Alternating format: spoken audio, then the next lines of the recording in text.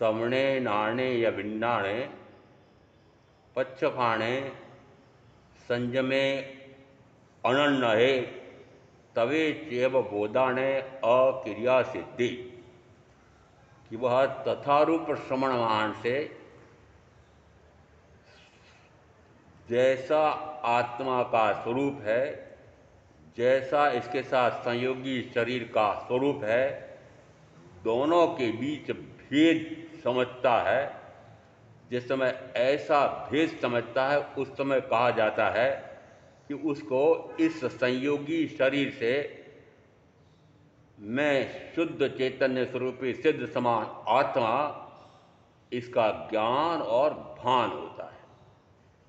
पहली बार हुआ है ऐसा मानना, और जिस समय अपने आप का ज्ञान और अपने आप का भान होता है उस समय मैं स्वयं भी अन्य चार जैसे द्रव्य हैं वे निरंतर अनादि से अनंत काल तक स्वभाव में रहते हैं, और मात्र एक मैं और मेरे जैसे अनंत जीव वे निरंतर अपने स्वभाव को तो जानते नहीं हैं, और शरीर आदि के माध्यम से होने वाले पर भाव, विकारी भाव, विभाव भाव, कर्म भाव, कर्ता भाव, भोक्ता भाव, शुभ भाव, अशुभ भाव, इन्हीं को अपना जान रहा था, इन्हीं को अपना मान रहा था। अब उसने केवल प्रज्ञप्त वाणी सदगुरु के माध्यम से सुनकर के निश्चय किया है कि सारा तो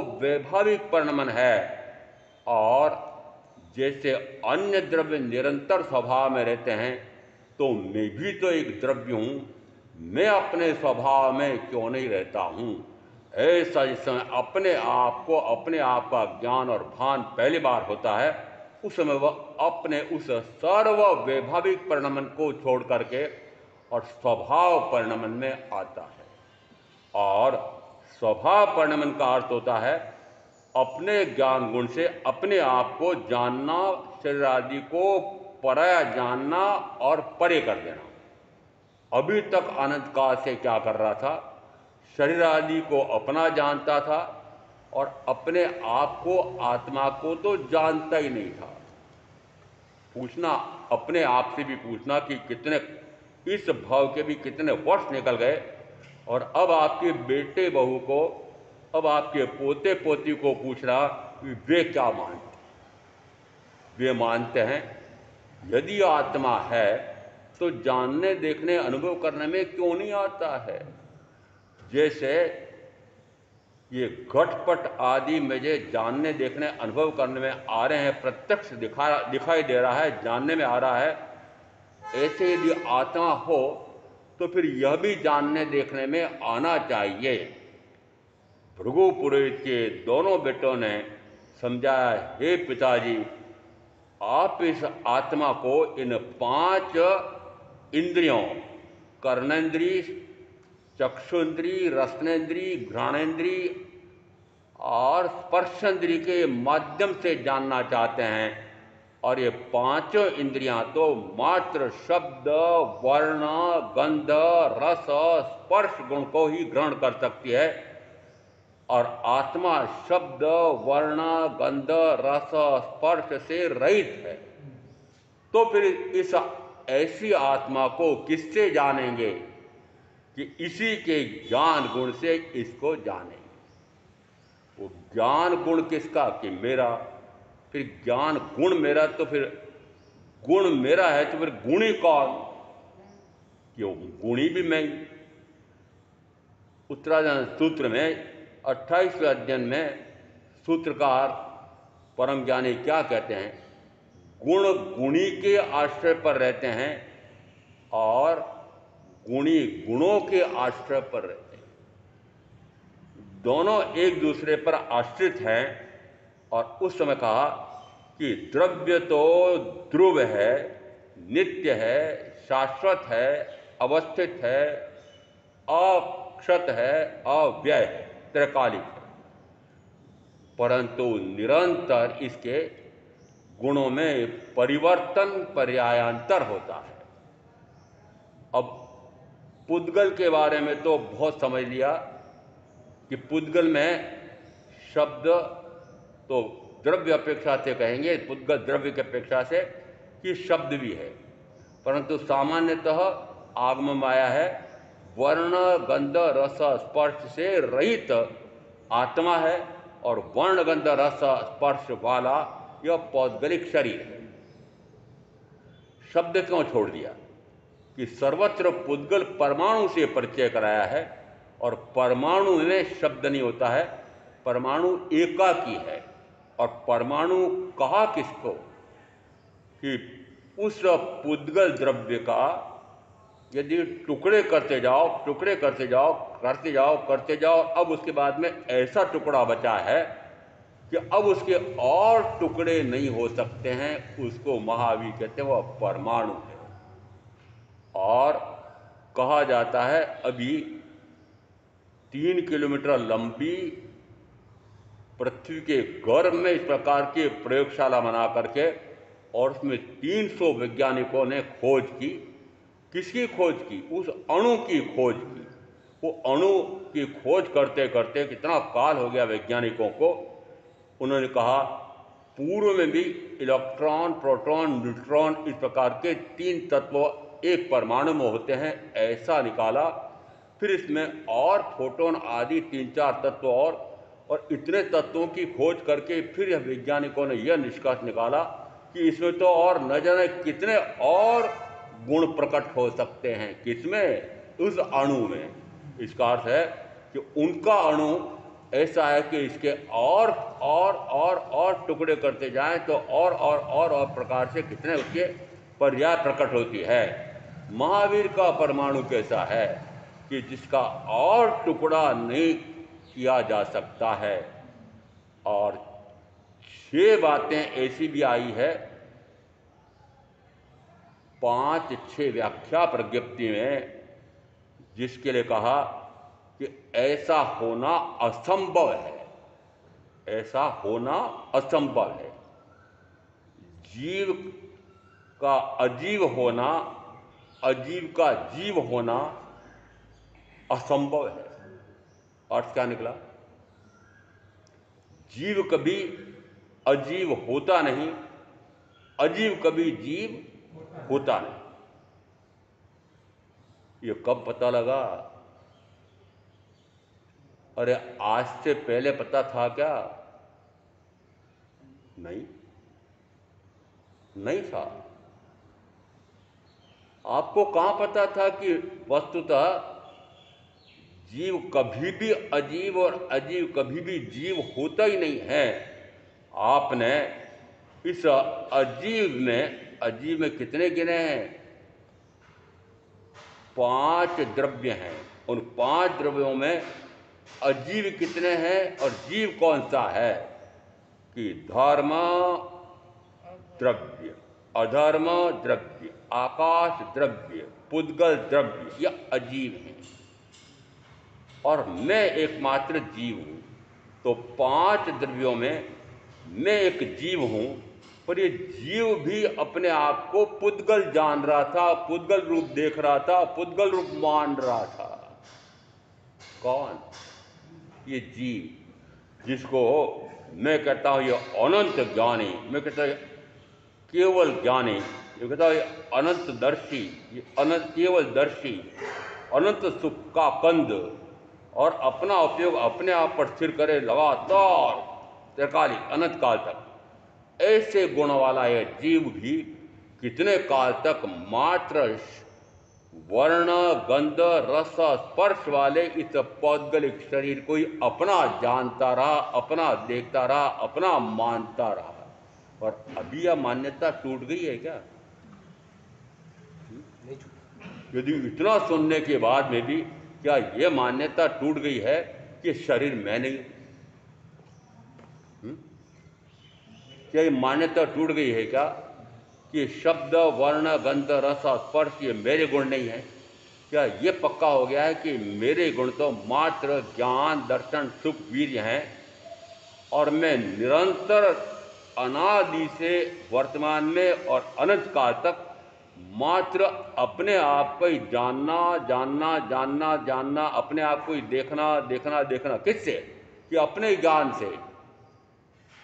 अरे जानने का गुण मेरा स्वयं का है, तो जानने का गुण मेरा है तो मैं जानने के गुणों वाला हूँ, गुणी। और गुण गुण में एकता होती है। और उसी बात को वापस पुष्ट किया है आगम से मैंने। 12-5 व्याख्या प्रज्ञप्ति में आया, भगवान जीव ज्ञान स्वरूपी है कि अज्ञान स्वरूपी है? भगवान ने कहा कदाचित ज्ञान स्वरूपी है, कदाचित अज्ञान स्वरूपी है। इसका अर्थ है कि जीव अज्ञान वर्त के रूप में भी, अज्ञानी के रूप में भी निरंतर वर्तन करने वाला रहा है।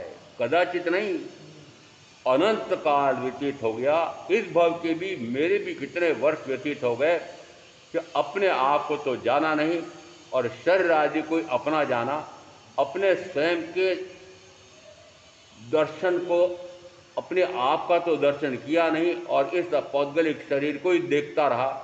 अपने आप के स्वयं के सुख का आस्वाद तो लिया नहीं और 5 इंद्रियों के माध्यम से मिलने वाले उस बेस्वाद को ही स्वाद मानता रहा और अपने आप का उपयोग अपने आप पर कभी स्थिर नहीं किया और निरंतर शरीर आदि पर ही स्थिर होता रहा। इसका अर्थ है कि मेरे चारों गुणों में वैभाविक परिणमन हो रहा था। तो यदि निरंतर वैभाविक परिणमन हो रहा है तो अर्थ ये निकल रहा है कि अपने आप के स्वयं के गुणों को तो जानता नहीं है और इस पुद्गल के वर्ण गंध रस और स्पर्श नाम के इन गुणों को और इन गुणों में जो परिवर्तन पर्यायांतर होता है उन्हीं गुणों को पर्यायों को जानता है और उन्हीं गुणों और पर्यायों इनका उत्पाद व्यय किसमें हो रहा है कि पुद्गल द्रव्य में। तो शरीर पुद्गल द्रव्य है, तो पुद्गल द्रव्य में जो निरंतर शब्द वर्ण गंध रस उसमें निरंतर परिवर्तन हो रहा है, उत्पाद और व्यय हो रहा है, एक एक समयवर्ती परिवर्तन किया। वर्ण गुण प्रथम समय में गौर वर्ण था, द्वितीय समय में फिर वह गौर वर्ण स्वरूप प्रकट हुआ, फिर वो गौर वर्ण स्वरूप प्रकट हुआ कि कब तक प्रकट हुआ कि षोडशी कन्या थी तब तक, जब तक नौजवान थे तब तक। उसके बाद क्या हुआ कि उसके बाद वह गौर वर्ण, वह वर्ण गुण की पर्याय यह शाम होने लगती है, शाम के बाद फिर वह काली होने लगती है, फिर काली कलुटी ऐसी होने लगती है। इसका अर्थ है कि ये जो शरीर के गुण में परिवर्तन पर्यायांतर हो रहा है, वह परिवर्तन पर्यायांतर तो कभी आपको लगता है ये अच्छा हो रहा है, फिर कभी लगता है अब बुरा हो रहा है, और फिर ऐसा मान लो कि षोडशी अवस्था जितने काल तक रहती है, नौजवानी की अवस्था जितने काल तक लगी रहती है, तब तक लगता है कि बड़ा अच्छा लग रहा हूँ, बड़ी अच्छी लग रही हूँ।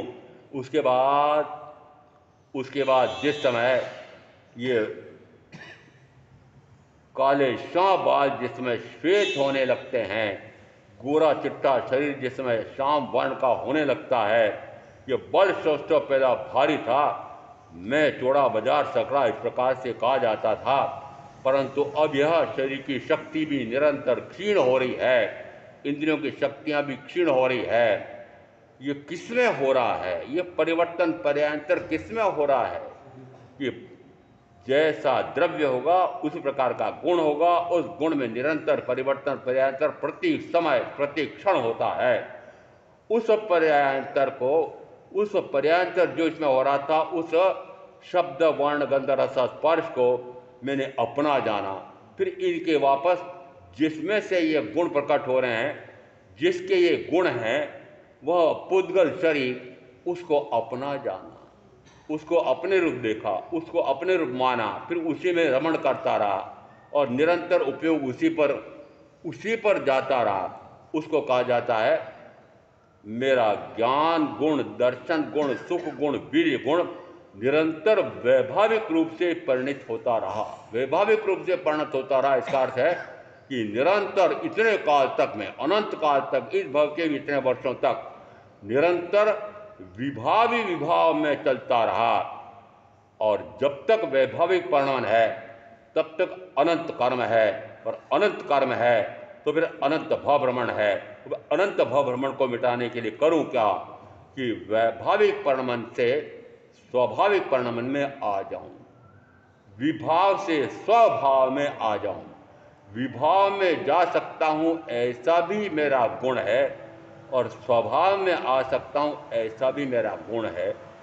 तो जिस समय कहा कि 6 बातें करना यह असंभव है, कौन सी 6 बातें? कि जीव को अजीव करना और अजीव को जीव करना असंभव है। क्या कभी ये जीव अजीव रूप हुआ? क्या होता है? क्या होगा? क्या नहीं? जीव सदा काल जीव रहेगा, अजीव पुद्गल सदा काल अजीव रहेगा। तो अभी इन दो की अपेक्षा से गिन रहे हैं, परंतु धर्म द्रव्य, अधर्म द्रव्य, काल द्रव्य, ये तीन भी जैसा इनका स्वरूप है वैसा निरंतर एक जैसा रहते हैं। इसका अर्थ है कि चार द्रव्य ऐसे हैं कि जो निरंतर अपने स्वभाव में ही रहते हैं। धर्म द्रव्य, अधर्म द्रव्य, का आकाश द्रव्य और पुद्गल द्रव्य, ये चार द्रव्य निरंतर अपने स्वभाव में रहते हैं। और ये चारों को हम कहते हैं कि इनमें ज्ञान नहीं, दर्शन नहीं, सुख नहीं, वीर्य नहीं, और ये तब भी ये अपने स्वभाव में रहते हैं। और मैं अपने आप को कहता हूँ मैं अनंत ज्ञान गुण संपन्न हूँ, मैं अनंत दर्शन गुण संपन्न हूँ, मैं अनंत सुख गुण संपन्न हूँ, मैं अनंत वीर्य गुण संपन्न हूँ। अरे खाक संपन्न है, उस संपन्नता क्या ज्ञान और भान हुआ? ऐसे अपने उन गुणों का ज्ञान और भान हुआ। एक दुकान पर, जवाहरत के जवेरी के दुकान के सामने कुछ भिखारी बच्चे खड़े थे, भीख मांगने आए हुए थे। वो श्रेष्ठी ने, जवेरी ने गौर से देखा, एक लड़के को पुकारा, क्यों रे लड़के, तो अमुक जवाहर जवेरी का बेटा है क्या? कि हाँ चाचा जी। अरे तू भीख क्यों मांग रहा है? क्या करूं, जो कुछ घर में था वह खा लिया, जो कुछ और दिखाई दे रहा था, बर्तन बासन गादी गोदड़े, वे भी बेच करके और फिर उधर पूर्ति करता रहा। जब घर में कुछ नहीं रहा तो फिर भीख मांगने चला गया। चल चल मेरे साथ चल, मेरे साथ चल। जैसे उस लड़के को लेकर गए और अपने पूर्व के जवाहरात का साथी उस लड़के का पिता उनके घर गए, और घर जाकर के उन्हें पता है कि वे मेरे साथी गर्भगृह की चाबियां कहाँ रखते थे। वो चाबियां निकाली, चाबियां निकाल करके गर्भगृह में जाते हैं। वह लड़का भी साथ साथ जाता है। एक अलमारी खोली हीरे, दूसरी अलमारी खोली पन्ने, फिर तीसरी खोली माणिक्य, चौथी खोली मोती। हीरे, पन्ने, माणक, मोती, ये चारों अलमारियां खोल करके, और जैसे उस लड़के ने देखी, चकाचौंध, आखिर जवाहरात करने और जवेरी का बेटा था, उससे पहचाना कि अरे एक हीरे की भी कीमत 5 लाख, 50 लाख, 1 करोड़। एक वो परख परख करने वाले के ऊपर निर्भर है। उसी हीरे की कीमत 5 करोड़, 7 करोड़, 10 करोड़ तक हो जाती है। इसका अर्थ है कि उसे पता था, जवेरी का बेटा था आखिर, ने कहा अरे इतना हीरा, पन्ना, माणक, मोती मेरे पास है। फटाफट सारी अलमारियां स्वयं बंद की और ऊपर आकर के वापस अपने अतिथि गृह में बैठा। उसी समय भिखारी बच्चे आए, चलो चलो भीख मांगने का समय हो गया है, चलो। जाएगा? अरे भूख तो लग रही है, अभी भूख कहाँ शांत हुई? भूख तो लग रही है, फिर क्यों नहीं जा रहा है? उसे पता है कि अब मुझे भीख मांगने की क्या आवश्यकता है, अब मुझे भीख मांगने की कहाँ आवश्यकता है। तो अब मैं कहूं, आपको ऐसा लगता है क्या? और यदि मैं कहूं कि आप भी ये 5 इंद्रियों के भिखारी हो, दास हो, गुलाम हो, और क्या कहूं, 2-4 विशेषण और लगा दूं? और जितने दूषण दूं उतने कम है। इसका अर्थ है कि अपने स्वयं के ही गुणों का ज्ञान और भान नहीं। जैसे उस जवेरी के बेटे को ये पता नहीं कि अरे गर्भगृह में, गर्भगृह ना अंतर में, अंदर में है, गर्भगृह कहाँ, अंतर में है, कि मुझे ज्ञात नहीं है कि मैं शरीर रूप नहीं, शब्द वर्ण गंध रस स्पर्श गुण वाला यह शरीर मैं नहीं हूँ, और इस शरीर मैं नहीं। इसी को अपना जानता रहा, इसी को अपने रूप देखता रहा, इसी में इसके साथ जुड़ी हुई 5 इंद्रियां, इन 5 इंद्रियों के माध्यम से मिलने वाले सुख को ही सुख मानता रहा और उसी सुख के लिए पहले शरीर की दासता की, इंद्रियों की दासता की, इंद्रियों के दासता के कारण से पति की दासता करनी पड़ती है, फिर पत्नी की दासता करनी पड़ती है, फिर मकान दुकान की कल कारखाने की दासता करनी पड़ती है, फिर बड़ी बड़ी कंपनियों के उन अधिकारियों की दासता करना पड़ती है, सरकार में उच्च पदाधिकारियों की दासता करनी पड़ती है। कितनों को गुलाम हो गया, दास हो गया। अरे दासता यदि वो शासक अंग्रेज, वे अंग्रेज सारे चले गए, क्या दासता मिट गई?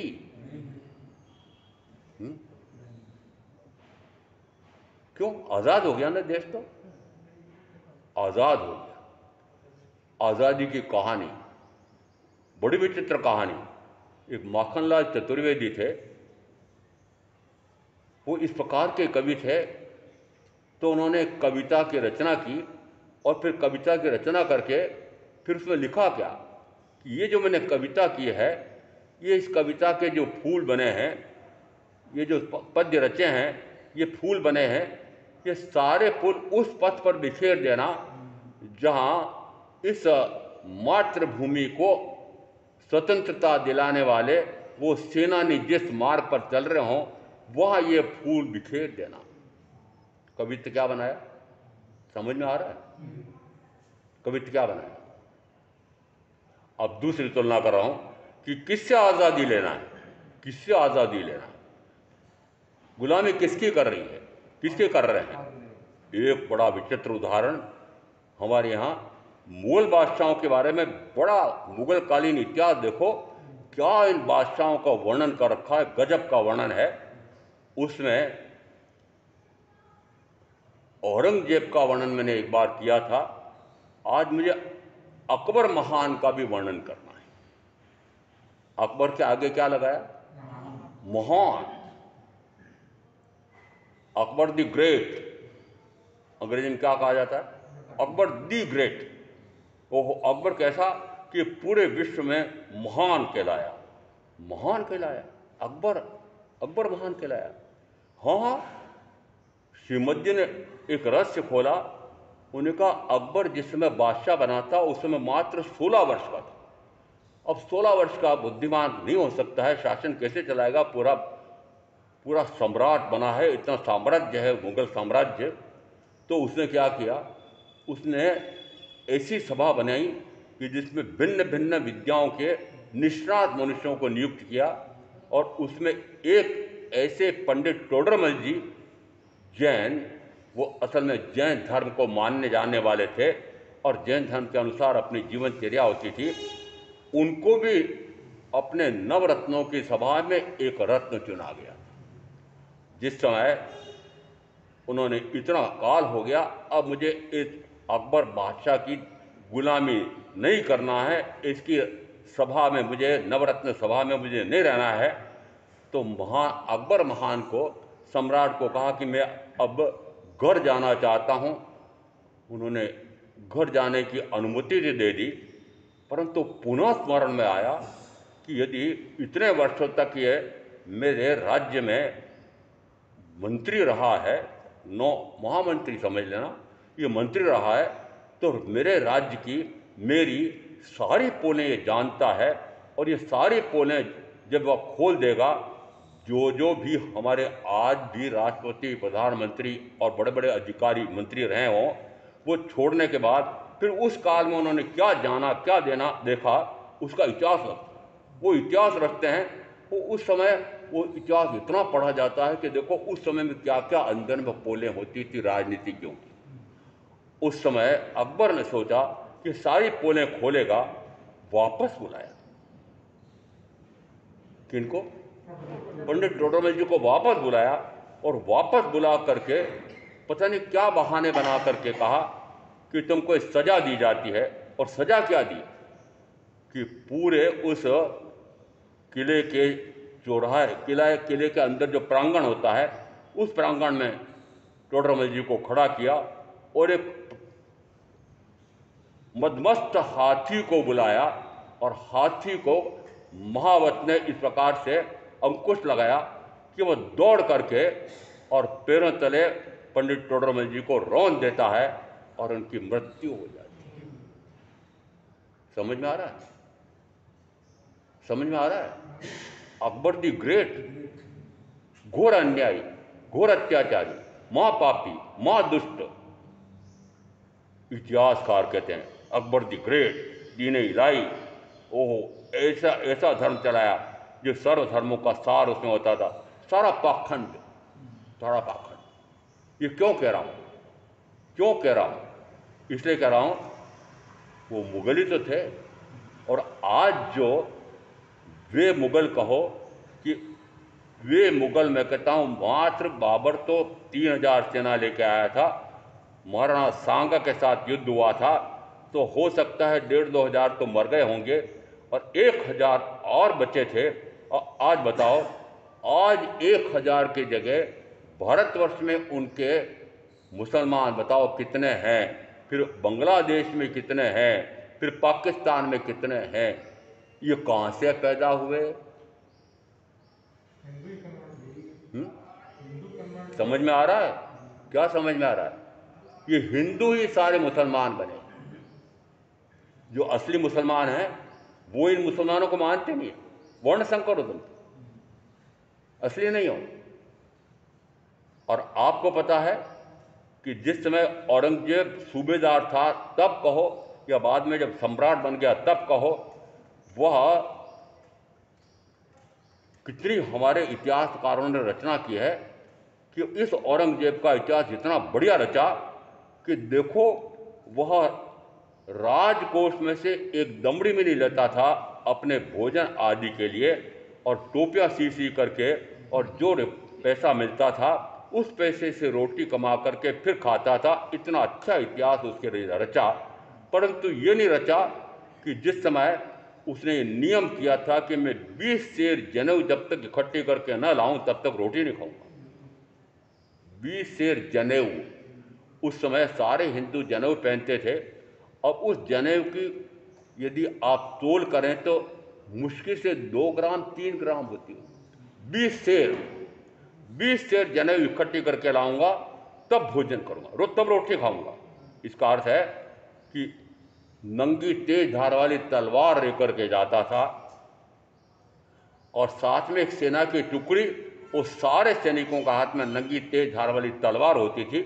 और जैसे किसी जनेऊ पहनने वाले हिंदू में जैन भी आ गए, बौद्ध भी आ गए, सिख भी आ गए। आज भी संविधान में हिंदू की परिभाषा में जैन, सिख, बौद्ध तीनों सम्मिलित हैं, ऐसा आया हुआ है। इसका अर्थ है कि जाति की अपेक्षा से हिंदू जाति में तीनों सम्मिलित होते हैं। जाति की अपेक्षा से हम हिंदू हैं, परंतु धर्म की अपेक्षा से नहीं। जैन पृथक स्वतंत्र अस्तित्व वाला एक भिन्न दर्शन है, भिन्न जाति धर्म है। इसका अर्थ हुआ कि जिस समय वह नंगी तलवार लेके जाता था, उस हिंदू के पास जाकर कहता था कि इस्लाम धर्म में इतनी अच्छाइयाँ हैं, देखो हमारा अल्लाह ताला कितने सुख देता है, उसकी यदि चाकरी करो, सेवा करो, तो वो न जाने क्या क्या फल सुख दे देता है। ऐसा प्रथम तो बता करके कि इस्लाम धर्म इतना अच्छा है, तुम इसको स्वीकार करो।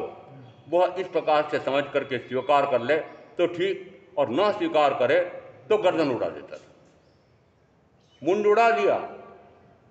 जितने मुगल आए थे, बादशाह आए थे, उस समय उन्होंने शासन किसके आधार पर स्थापित किया? मुंड उड़ा उड़ा करके स्थापित किया। और आज शासन किससे हथियाया जाता है कि जितने मुंड अधिक हैं वो शासक होगा। जिसके पक्ष में जितने अधिक मुंड है ना, मताधिकार, वोट। आज राजनीति कैसी है कि जिसके पक्ष में जितने मतदाता वोट देने वाले हैं वो शासक बनेगा। अब यदि वर्तमान में मुसलमानों की इतनी संख्या है, और इतनी सी संख्या होते हुए भी हिंदुओं की तुलना में, और आज जहाँ पर आप जा रहे हैं ज्ञापन देने के लिए, अब यहाँ किसने हत्या की पता नहीं, पुलिस ने प्रकरण क्या बनाया पता नहीं, परंतु ये तो पक्का है कि जैन धर्म में से, जैन धर्म, जैन दर्शन, जैन संघ क्या है, उसके 4 पाए हैं। जैन तीर्थ में क्या कहा जाता है? जैन तीर्थ के 4 पाए हैं, 4: साधु, साध्वी, श्रावक, श्राविका। उन 4 में से 2 प्रथम ये विशिष्ट हैं। विशिष्ट क्यों हैं? कि ये मोक्ष का मार्ग, ज्ञान दर्शन चारित्र रूप मोक्ष का मार्ग, इस मोक्ष के मार्ग पर आरूढ़ हैं और तेजी से दौड़ रहे हैं। और अन्य के अन्य ग्रस्त श्रावक कहो या श्राविका कहो, उनको भी इस प्रकार के मोक्ष के मार्ग का पथ का प्रदर्शन करने वाले हैं। तो इनका विशिष्ट महत्व है। ऐसे विशिष्ट महत्व वाले यदि जैन साधु, जैन साध्वी, जैन संत मुनि उसकी यदि कोई हत्या कर दे, मैं कहूँ कि यदि एक छोटे से छोटे गांव का वह पादरी कहो या वह मुल्ला कहो या वह मौलवी कहो, आपको आश्चर्य होगा, ये मुल्ला और मौलवी जो मदरसे चलाते हैं वहाँ कुरान पढ़ाई जाती है, फिर ये मुल्ला मौलवी 5 बार नमाज भी करवाते हैं। उन मुल्ला और मौलवी का जितना भी वेतन होता है मासिक, वह केंद्रीय सरकार, राज्य सरकार के कोष से भारतीय अल्पसंख्यक आयोग के माध्यम से करोड़ों रुपए इनको दिए जाते हैं। हज यात्रा करना हो तो इनको दिए जाते हैं। न जाने कितने कितने प्रकार के लाभ इनको दिए जा रहे हैं। 1978 में इस प्रकार का ये लाभ बंटना शुरू हुआ था। इंदिरा गांधी की सरकार थी, उसने कहा यदि इन करोड़ों की संख्या में मुसलमान, करोड़ों की संख्या में ईसाई इनको इस प्रकार की सुविधाएं देंगे तो थोक में मुझे वोट मिल जाएंगे और मैं शासक बनी रहूंगी। किस लक्ष्य से बनाया? ऐसा जो अधिनियम बनाया है, उस अधिनियम के अंतर्गत अभी भी इनको अल्पसंख्यक मान करके और फिर इनको इतना धन प्रति वर्ष करोड़ों रुपए ये केंद्रीय सरकार, राज्य सरकारें और केंद्र शासित क्षेत्र इनके हित लाभ दे रही है, कई प्रकार के अनुदान दे रही है, छूटें दे रही है, राहत दे रही है, लाभ दे रही है, इस प्रकार का बनाया है। और अब यहाँ देखो कि ये अल्प संख्या में थे उस समय तो, पर अब धीरे धीरे संख्या किसकी बढ़ रही है? धीरे धीरे बढ़ रही है, ऐसा भले मैं कहूँ बहुत तेजी से बढ़ रही है। क्यों तेजी से बढ़ रही है? 4 पत्नियां, कुछ काल के लिए एक और, तो 4, 4.5 पत्नियां, फिर एक पत्नी से भी 10, 12, 15, तो 4 से तो 40 बच्चे तक होते देखे गए हैं। इसका अर्थ है कि 40 बच्चे यदि पैदा हो रहे हैं। और आपको आश्चर्य होगा कि मुसलमानों का कोई भी बेटा कभी भूखे मरा नहीं। आप क्या मानते हैं? नहीं नहीं नहीं, एक से अधिक नहीं होना चाहिए। एक बच्चे का पालन पोषण करना है, उसको पढ़ाना है, और एक बच्चे के पढ़ाई पर एक महीने के 10,000 रुपये खर्च होते हैं। नहीं नहीं, मुझे नहीं पढ़ाना, मुझे नहीं पढ़ाना, संतान बढ़ाना नहीं। मात्र उस बेटे को क्या सिखाते हैं? कुरान पढ़ना सिखा देते हैं। कितनी पढ़ाई कराते हैं? मात्र कुरान पढ़ना आ गया, फिर कोई पढ़ाई नहीं, कोई जरूरत नहीं पढ़ाई करने की, कोई जरूरत नहीं पढ़ाई करने की। और यदि पढ़ाई करके यानी, अब नाम पता नहीं खोलता हूं, पर मैं उदाहरण जरूर दे देता हूं। पहले यांत्रिकी परीक्षा दी, और यांत्रिकी परीक्षा में 5 वर्ष लगते हैं। 5 वर्ष तक यांत्रिकी परीक्षा दे करके वह यांत्रिकी बना है। फिर यांत्रिकी बनने के बाद संतोष नहीं हुआ, नहीं मुझे तो MBA करना है। फिर MBA किया, फिर MBA करने के बाद फिर एक बड़ा होटल है, फिर वो होटल में आजकल पिज़्ज़ा, बर्गर, और फिर अब एक कॉफ़ी, तो कॉफ़ी काउंटर खोल करके अब वो इस प्रकार की शैक्षणिक योग्यता वाला लड़का, नौजवान, वह उस कॉफ़ी केंद्र पर बैठता है और प्रति घंटे प्रतिदिन इतनी कमाई हो रही है। तुमने कहा वो कमाई, कॉफ़ी काउंटर पर बैठने वाला तो मात्र कुरान पढ़ करके और कुछ नहीं पढ़े तब भी इतनी कमाई कर सकता है, वो पढ़ाई क्या काम की? तो इन्होंने क्या समझा कि इस प्रकार की तोतारानी पढ़ाई का क्या लाभ है, नहीं पढ़ाना। और आज उनके पास कितने धंधे हैं आपको पता है? कोई भूखा मरता है मुसलमान? आपने मान लिया और एक से अधिक संतान होगी तो भूखे मरेगी। करोड़पति हैं, आपके यहाँ में गिनती लगा लो, करोड़पति हैं। और करोड़पति में अभी मात्र एक आध उदाहरण तो मुझे देना पड़ता है कि महामंत्री जी, पता नहीं इन्होंने उस जमाने में CA किया था जिस जमाने में CA करना असंभव तक माना जाता था, और उस समय सीए करके और फिर ये सीए का काम करने लगे थे, तो देखा कि अरे इस प्रकार के काम में हजारों लाखों करोड़ों रुपए मिलने लग गए हैं, तो उन्हें बेटे को क्या किया, फिर बेटियों को क्या किया, बताओ माता जी। धर्म की पढ़ाई कराई, अरे कुरान के जगह समन सुत्तम पढ़ने के लिए कहा, आगम पढ़ने के लिए कहा, प्रवचन सुनने की प्रेरणा दी, कुछ नहीं दी, ढोर बना दिया, कुछ नहीं जानता। ये पशु पक्षी क्या जानते हैं, आत्मा क्या है, परमात्मा क्या है, ये ढोर जानते हैं, पशु पक्षी जानते हैं। तो जैसे ये पशु पक्षी 5 इंद्रियों वाले हैं, आप भी 5 इंद्रियों वाले हैं। आपके वो बेटे पोते पोती बहू, ये सारे इसी प्रकार से 5 इंद्रियों वाले मनुष्य है। और 5 इंद्रियों वाले मनुष्य होते हुए भी फिर मैं कहता हूं ये भी पशु पक्षियों जैसा जीवन जी रहे हैं। अब आप पर आरोप लगाओ, क्या कर रहे हो? जैसे पशु पक्षी 5 इंद्रियों वाले हैं, आप भी 5 इंद्रियों वाले हैं, वो भी 5 इंद्रियों का भोग भोग रहे हैं, आप भी 5 इंद्रियों का भोग भोग रहे हैं, तो फिर पशु तुल्य तो हुए। फिर मनुष्य बनने का लाभ क्या हुआ? फिर केवली प्रगट से वाणी सदगुरु के माध्यम से सुनने का लाभ क्या हुआ? कुछ नहीं हुआ। क्यों? क्योंकि वो आते ही नहीं। क्यों नहीं आते? उनको जरूरत ही नहीं है। वो इतना कमा रहे और इतना कमा करके इतना भोग भोग रहे, मजा ले रहे, इतना सुख मिल रहा है उनको, इतना सुख मिल रहा है कि महाराज के पास कंगाल है, ये क्या देंगे मुझे? ये कंगाल महाराज खुद ही कंगाल है, ये हमको क्या देंगे? समझ आ रहा है? क्यों नहीं आते? जब मैं इतना कमा रहा हूं और फिर विदेश चले गए। महाराज बच्चों को कक्षा लगानी, महाराज ने कहा बच्चों को कक्षा लगानी, महाराज बच्चे हैं ही नहीं। मैंने कहा बच्चे नहीं है? आपके बच्चे नहीं क्या? बेटा नहीं है, बहू नहीं है, फिर क्या कर रहे हो? पशुवत जीवन जी रहे। वो साफ कहता हूँ, पशुवत जीवन जी रहे।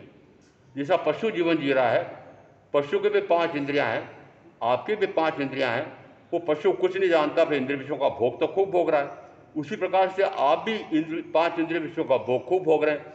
आपके बेटे बहू पोते पोती ये क्या कर रहे हैं? ये उसी प्रकार की पढ़ाई कर रहे हैं, उसी प्रकार की पढ़ाई करके खूब 5 इंद्रियों का सुख भोगेंगे। इतना अच्छा लगेगा, इतना अच्छा मजा आएगा, सुख का इतना आनंद आएगा, और आनंद आकर के इतना जीवन, पूरा जीवन इतने सुखपूर्वक रहेंगे, इतना धन कमाएंगे, बढ़िया कोठी बना लेंगे, 50 लाख करोड़ की कार ले आएंगे, सारे सुख साधन जुटा लेंगे और खूब सुख से रहेंगे।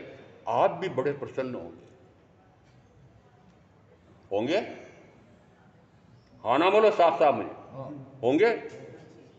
और वो ढोर की जैसी जिंदगी जी रहे और आप प्रसन्न हो रहे। और फिर जा रहे कहाँ? वो जा पा रहे हैं, वो चाहे मानो चाहे मत मानो।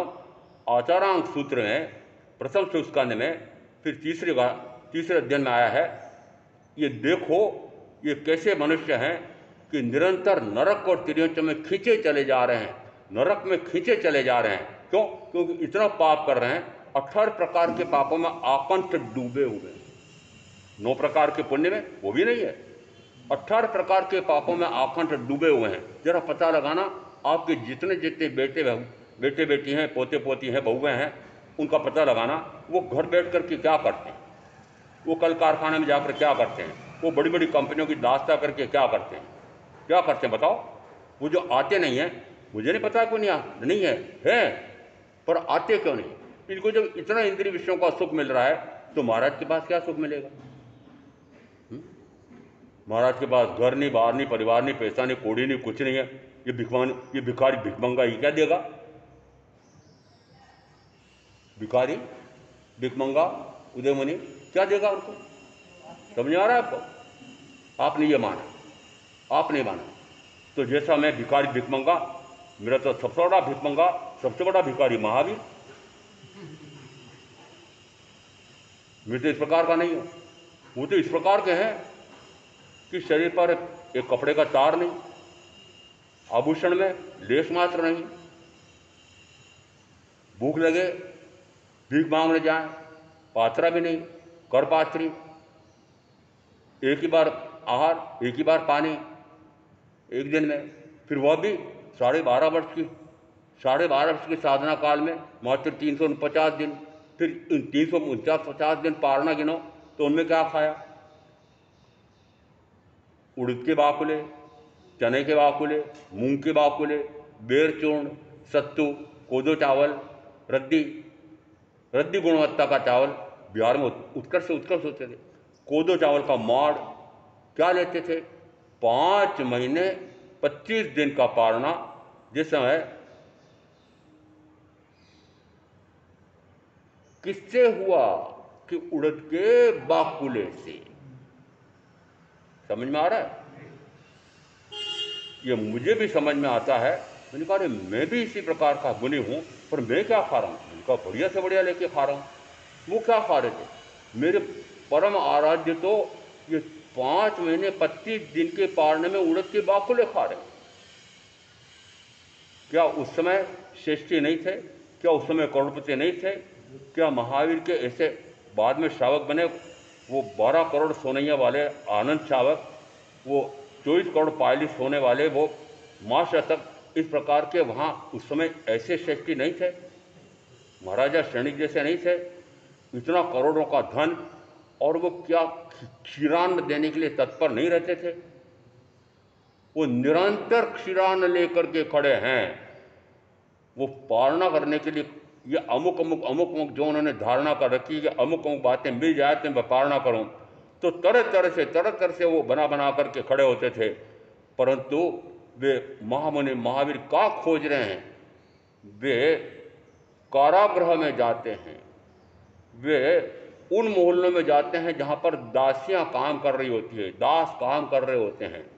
तो दास दासियों की खोज कर रहे हैं। क्यों? क्योंकि उन्होंने धारणा में क्या पक्का कर रखा था कि मुझे किससे आहार लेना है।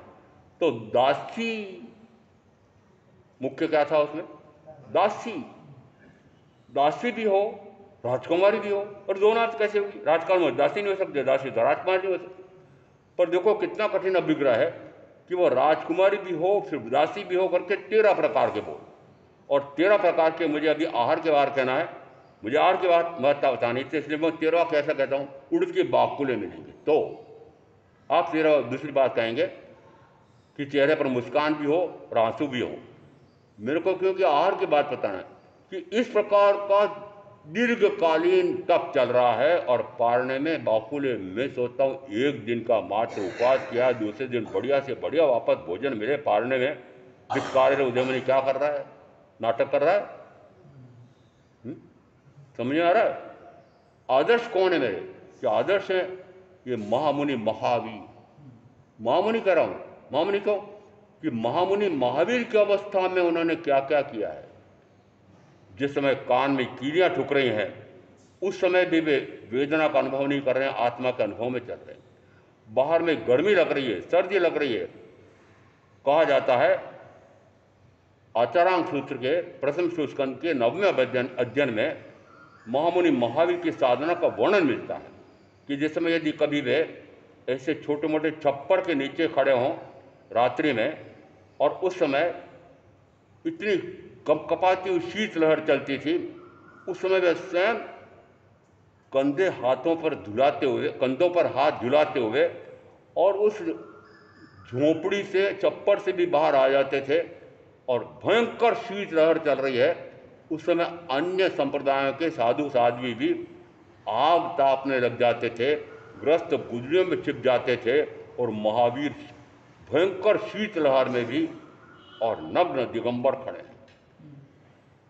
उष्ण आता अपना भयंकर से भयंकर गर्मी है, और उस भयंकर गर्मी में मध्याह्न 12 बजे वैशाख जेठ की गर्मी, और वहाँ उष्ण आतापना लेते थे।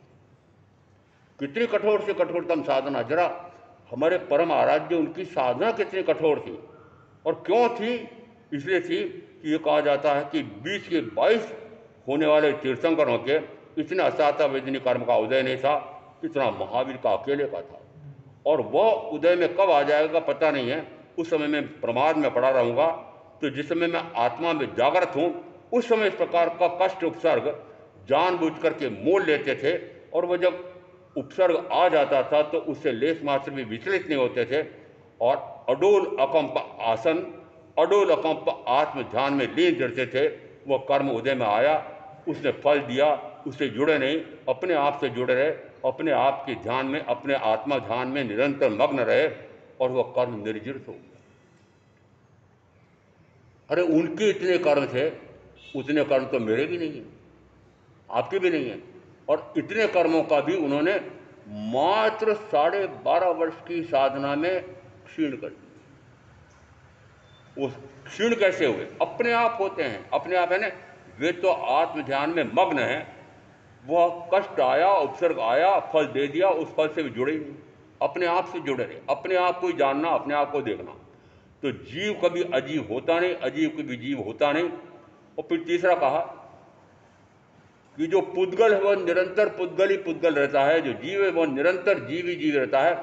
ये कहकर के कहा कि उसका निरंतर पुद्गल का पुद्गल ही रहेगा, उसमें कोई भी परिवर्तन कभी सही होता ही नहीं है। पुद्गल सदा काल पुद्गल ही के रूप में वर्तन करेगा, जीव जीव रूपी वर्तन करेगा। फिर अंतिम उसमें दिया है, एक पुद्गल परमाणु को जलाना असंभव है। 6 बातें असंभव हुई ना, जीव को अजीव करना, अजीव को जीव करना। इस प्रकार से छठी बात में क्या है कि पुद्गल परमाणु को जलाना असंभव है। यदि वो परमाणु है तो इसका अर्थ है कि वो अंतिम अंश है पुद्गल का। अब उसको यदि जलाएं तो एक टुकड़ा और हो जाएगा, वो परमाणु जल जाएगा, नष्ट हो जाएगा। तो क्या ये पुद्गल कभी नष्ट होता है? नहीं होता है। समझ में आ रहा है कि 6 बातें ऐसी है कि कोई भी इन 6 बातों में परिवर्तन करने में सक्षम नहीं है। इसका अर्थ है कि यदि मैं जीवोत्तर शक्ति वाला हूं तो मैं अजीव हो नहीं सकता। यदि मैं मेरे साथ जुड़ा हुआ शरीर है, पुद्गल है, ये पुद्गल कभी जीव हो नहीं सकता, जीव कभी पुद्गल हो नहीं सकता। परंतु आपकी समस्या है, आपने अभी तक इस पौद्गलिक शरीर को अपना जाना है, अपने रूप देखा है, अपने ही माना है। इस पुद्गल शरीर को कि पुद्गल शरीर के 5 इंद्रियां, उन्हीं 5 इंद्रियों में के माध्यम से मिलने वाले सुख को आपने सुख माना है और उसी सुख के लिए निरंतर मरे जा रहे हो, खपे जा रहे हो और भयंकरतम कर्म बांध रहे हो। तो तरस आता है कि सुनकर के भी लाभ क्या हुआ, सुनकर के भी लाभ क्या हुआ। इसलिए आपके बेटे बेटी पोते पोती कहते हैं कि आप जो सुनने जा रहे हो आप में क्या परिवर्तन आ रहा है। जब आप में परिवर्तन नहीं आ रहा है तो हमें पता है कि वो जवानी क्या बोलेंगे, परिवर्तन तो कुछ आता नहीं है, फिर हम जाके क्या करेंगे। आपने उदाहरण क्या रखा?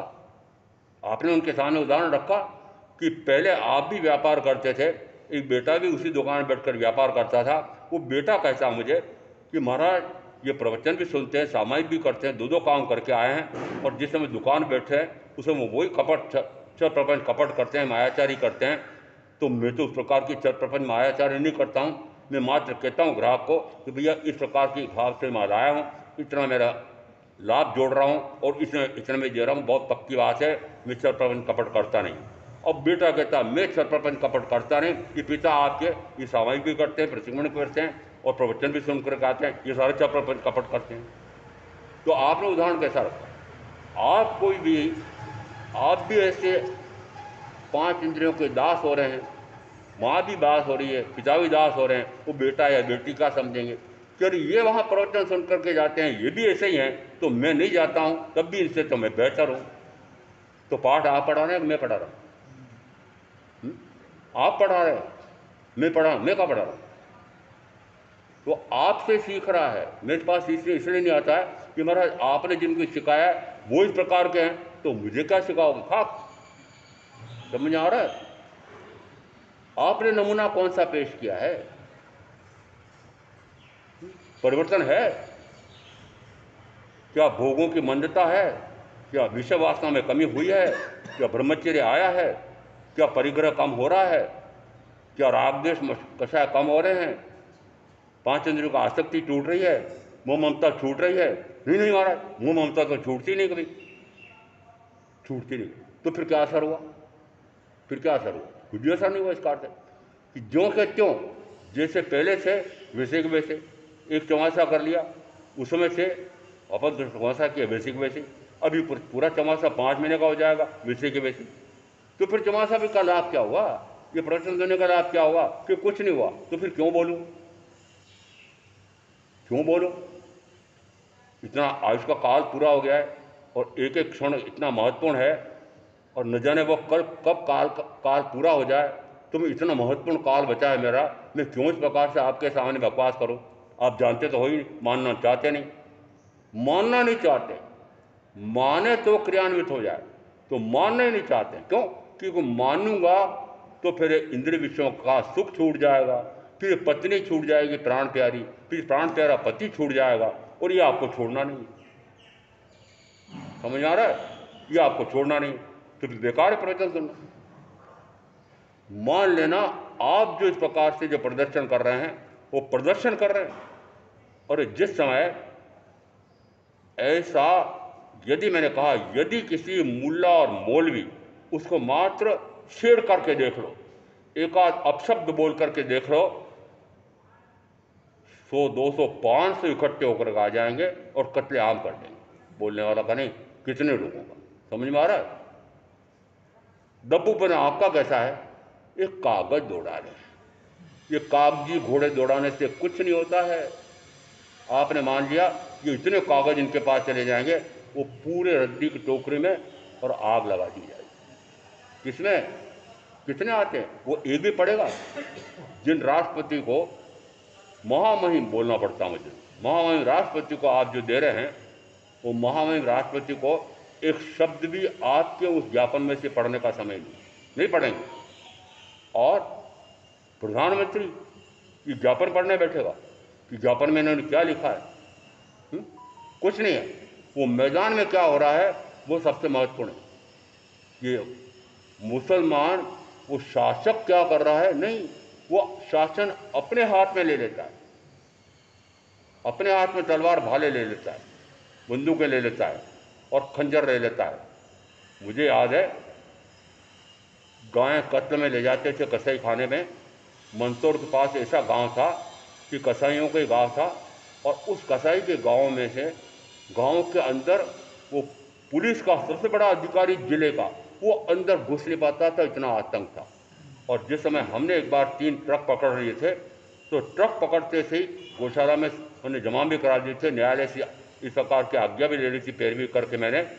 और उसके बाद में हम निकले तो मैं जिलाधीश से भी मिल करके निकला, और उसके साथ साथ पुलिस अधिकारी से भी मिलकर निकला कि ऐसा ऐसा हुआ है, हो सकता है ये मुसलमान हमारा पीछा करे। और हुआ वास्तव में, वो हमारा पीछा करते एक ट्रक भर करके आते हैं, और हमको रास्ते में जिस कार में हम जा रहे थे आ रहे थे, नीचे उतारा, लाठियाँ बरसाई, लाठियाँ बरसाते बरसाते और फिर अपने उस ट्रक में डाला, और ट्रक में माथे पर न जाने कहाँ कान पर चोट करते करते मुझे पकड़ लिया। मुझे क्यों खास पकड़ा कि मैं उस समय महामंत्री था अखिल भारतीय कृषि गो सेवा संघ का। इन्होंने कहा यही सबसे ज़्यादा दुष्ट व्यक्ति है, ये गाय पकड़वाने में यही काम करता है, ये पैरवी भी यही करता है। तो सबसे बड़ा निशाना मुझे बताया, और वहाँ जा कर के घास घर में डाल दो और आग लगा दो घास घर में। कहाँ तक स्थिति आ रही थी कि आज तो मरण होने वाला है, मरण होने वाला है। बताओ, यदि वे अवैध प्रकार से गाय कत्ल खाने में ले जा रहे हैं, कृषि योग्य गाय हैं और कत्ल में ले जा रहे हैं, और उन्होंने मुझे साफ साफ कहा कि क्या हम चोरी करके लूट करके गाय ले जा रहे हैं क्या, या आपके हिंदू ही हमको बेचते हैं? क्यों बेचते हो भाई, क्यों बेचते हो? गौ माता है ना आपकी, तो गौ माता को फिर बेच क्यों रहे हो, पालते क्यों नहीं हो? और उस गौ माता ने यदि इतने वर्ष तक आपको दूध दिया है, और अब वो बूढ़ी हो गई है, बीमार हो गई है, बैल अब काम करने योग्य नहीं है, तो कत्लखाने में क्यों भेजते हो भाई? उसका गोबर गोमूत्र तो अभी भी होगा ना, और थोड़ा बहुत भी खिला दोगे तो वो तो अपना पालन पोषण हो जाएगा, और जो खाएगा उसका गोबर गोमूत्र खाद बनेगा, और उसके कारण से वो अपना स्वयं का पालन कर रहा है, स्वयं का पालन कर रही है गाय। तो उसको कत्लखाने में भेजते कौन हो? हिंदू ही तो भेजते हो। और कहते हैं गौ माता हमारी है। कहीं की गौ माता है? दुष्ट कहीं के सारे हिंदू। अर्थ क्या निकल रहा है कि आप स्वयं इस प्रकार की आफत मोल ले रहे हो, अपने धर्म संस्कृति, इससे आपको अपने आप का परिचय नहीं है, आपके धर्म की हिंसा आपके धर्म को हानि पहुंचाने वाले, आपके संस्कृति को हानि पहुंचाने वाले, आपके दर्शन को हानि पहुंचाने वाले, आपके तीर्थों को हानि पहुंचाने वाले, तीर्थों का नाश करने वाले, इन तीर्थों को हानि पहुंचाने वाले, हमारे मंदिरों को, हमारी मूर्तियों को तोड़ने वाले, और आपने उनको सर पर चढ़ा रखा है। मूर्ति भंजक कौन हुए? मूर्तियां किसने तोड़ी? मुगलों ने। और ये मुसलमान अभी क्या है? मुगल ही तो हैं, मुगलों के वंशज है ना। ज्ञापन दे रहे हैं।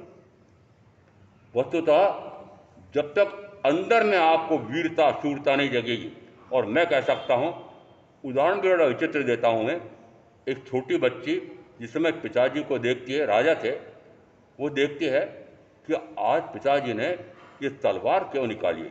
वो म्यान और तलवार, वो जानती है कि म्यान है, इसके अंदर तलवार है, और जिस समय वो तलवार निकाली वो पूंजने से पूंज रहे थे। किससे? पूंजने से पूंज रहे थे। फिर पूछा कि पिताजी आप कहाँ जा रहे हैं? बोले शत्रु ने मेरे राज्य पर आक्रमण कर दिया है, तो युद्ध लड़ने जा रहा हूँ। तो आप इस तलवार से इतने मनुष्यों को मारेंगे? कि हाँ। और ये इस तलवार पर यदि कोई कंसुए, कोई जीव इस प्रकार से हो, तो पूंजने से पूंज करके कि बोले ये निरपराध जीव हैं, इनके लिए तो मैं हिंसा क्यों करूं। पर वो उसने अपराध किया। अपराध किया है कि वह मेरे राज्य पर शासन सत्ता स्थापित कर गया और मेरी प्रजा को दुखी करेगा, तो मेरी प्रजा के हित में मैं राजा बना हूं, तो युद्ध लड़ूंगा। समझ में आ रहा है? ये आपका उदाहरण दे रहा हूं कि जिस समय इस प्रकार की स्थिति आती थी, तो राजा तलवार निकल के और इस प्रकार के अत्याचारियों को युद्ध करके परास्त करते थे। समझ में आया आपको? इस सारी बातें मैं क्यों कह रहा हूँ? क्यों कह रहा हूँ कि अंदर में आपके शूरता वीरता जगती नहीं। कायर, बुजदिल, डब्बू। और बाबर नामे में बाबर ने साफ लिखा कि हिंदू कायर हैं, बुद्धू हैं। उसने उदाहरण दिया कि यदि मैं किसी हिंदू को कहूँ कि मैं तेरे मुंह में थूकना चाहता हूँ, तो थोड़ा सा मुंह खुला करे भी थूक दूंगा, वो बाका फाड़ देता है। समझ में आ रहा है आपको? इतने दब्बू। जिस समय कत्लेआम हो रहा था बाबर अकबर औरंगजेब द्वारा, किसी ने विद्रोह किया? और इस सिख संप्रदाय के गुरुओं को इन्होंने गिरफ्तार कर लिया और ले जा करके और तेल के कढ़ाओं में डाल करके नीचे आग लगा दी। और अब वो गुरु ग्रंथ साहिबा वो जल रहे हैं उस कढ़ाई में, तप्त तपा गरम गरम उस तेल में, और मरण हो जाता है और खून नहीं खोलता है। फिर भी उस समय तो सिखों ने तलवार उठाई थी। एक हाथ में उनके ज्ञान का शास्त्र रहता था, गुरु ग्रंथ साहिबा, और एक हाथ में तलवार होती थी। तो अब क्या वैसा हो नहीं सकता? अभी भी सिखों को तलवार रखने का अधिकार है, संविधान ने दिया है। समझ में आ रहा है?